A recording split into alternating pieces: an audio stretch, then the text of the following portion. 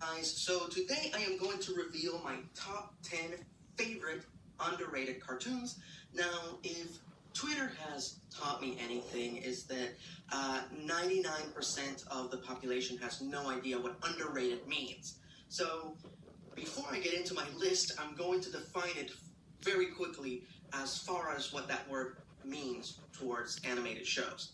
So, if the show is connected to $1 million franchise like DC, Marvel, Nintendo, the Looney Tunes, it's not underrated. Even if it was canceled after one season, it still had a built-in viewership before it even hit the air. People knew about it. People know about it.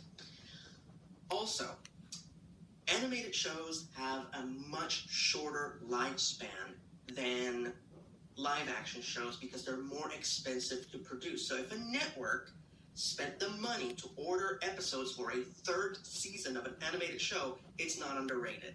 If it has a if an animated show has 3 seasons, that's a standard run for an animated show. That's good. If an animated show has 5 seasons, that's amazing. If an animated show has more than 5 seasons, take a picture because that's a miracle. All right? Anyway, so those are my parameters, so you guys know. And of course, at the end of this video, I will encourage you to list your favorite underrated animated shows in the comment section. And that way you know which ones, what I mean by underrated. Anyway, so here we go. We're starting with number 10, Sherlock Holmes in the 22nd Century. This show has such a goofy, silly title. You know it's a blatant attempt at getting kids to watch the show by putting Sherlock Holmes in the future. But it's, honestly, as a Sherlock Holmes fan, it's one of the greatest adaptations of Arthur Conan Doyle's original works that I've ever seen, at least in animated form. So the future setting is just a little embellishment. It's just a little addition to the story. It in no way changes the character of Sherlock Holmes. It in no way gets in the way of the mysteries. And personally, I find it as a huge precursor to Stephen Moffat's Sherlock. Number 9, Pirates of Darkwater. This is a show that I unfortunately discovered a little too late. It's a show that has a definitive ending. It takes place in this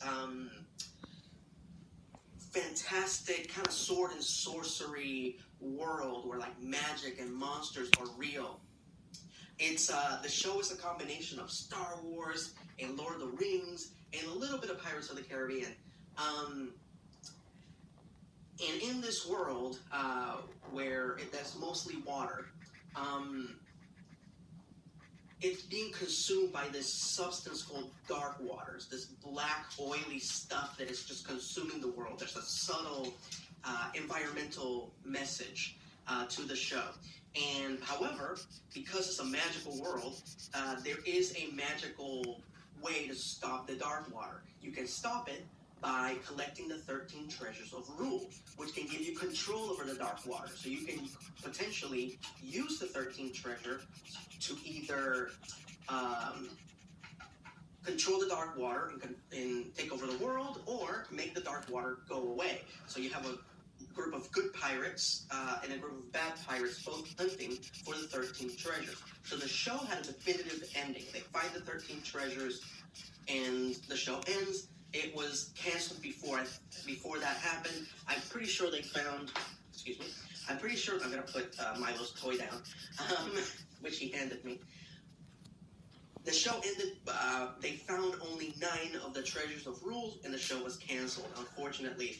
But it was a very cool, serialized action-adventure series that was that was serialized, that was a precursor to the streaming shows, which are all one long story told across multiple episodes. It was just a show that was way ahead of its time.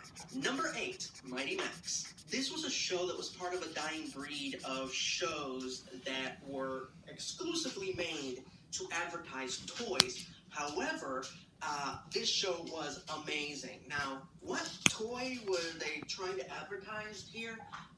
The Mighty Max toy line was the male version of Polly Pocket, and Polly Pocket was basically a dollhouse that was inside of a clamshell. You open it, the whole dollhouse was inside the clamshell, and it would come with little figurines, and you play with your dolls in this tiny dollhouse that you could close and put in your pocket. Polly Pocket.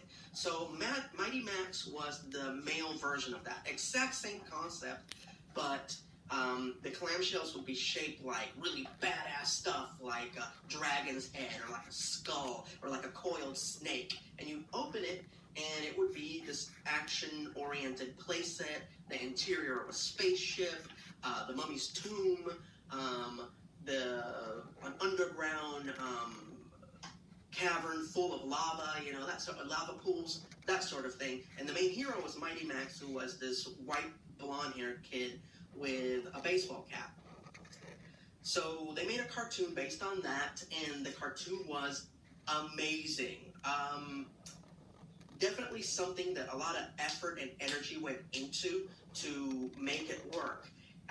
It had an incredible cast. Rob Paulsen was Mighty Max. Richard Mole was his bodyguard.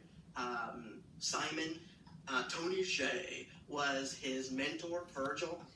And basically what the Mighty Max cap did was it would open portals, and they could travel to all the locations that from the